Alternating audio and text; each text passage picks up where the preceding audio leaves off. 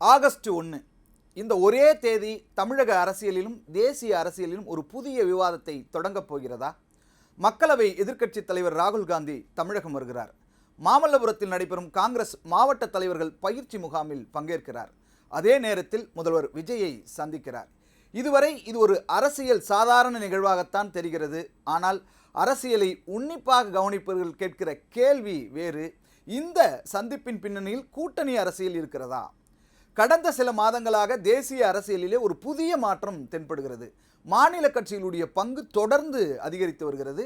தென்னிந்தியாவில் வலுவான முகங்களை இந்தியா கூட்டணி அருகில் வைத்திருக்க வேண்டும் என்கிற ஒரு அரசியல் தேவையும் தற்போது உருவாகி இருக்கிறது. இதை அரசியல் ஆய்வாளர்களும் சுட்டிக்காட்டியிருக்கின்றனர். அந்த பட்டியலிலே தமிழக முதல்வர் விஜயினுடைய பெயரும் பேசப்படுகிறது.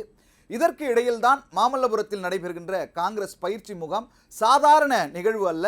2029 மக்களவை தேர்தலை மனதில் வைத்து பூத் கமிட்டி, தேர்தல் மேலாண்மை, வாக்காளர் தொடர்பு, அமைப்பை பலப்படுத்துதல் என்று நீண்டகால தேர்தல் திட்டங்களை காங்கிரஸ் இப்போதே தொடங்கி இருப்பதாக கூறப்படுகிறது.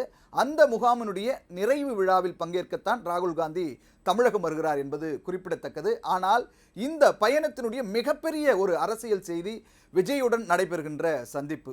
அந்த சந்திப்பில் என்ன பேசப்படும்? தமிழக அரசியலா, தேசிய அரசியலா, அல்லது 2029 தேர்தல் கூட்டணி அரசியலா? இந்த சந்திப்பு குறித்து தகவல்கள் வெளியானவுடன் சமூக வலைதளங்களில் ஒரு கேள்வி மிக வேகமாக பரவத் தொடங்கியது.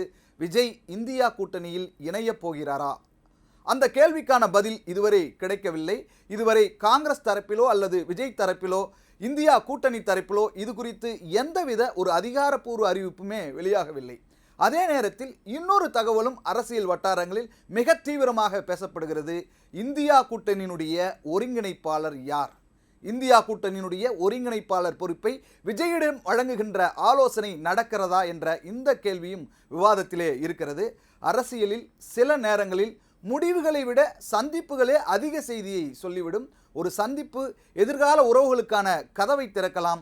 ஒரு புகைப்படம் அரசியல் விவாதத்தையே மாற்றிவிடலாம். ஒரு கைக்குலுக்கல் புதிய கூட்டணி பற்றிய கேள்விகளை கூட எழுப்பலாம். அதனால்தான் ராகுல் விஜய் சந்திப்பு தற்போது இவ்வளவு முக்கியத்துவம் பெறுகிறது.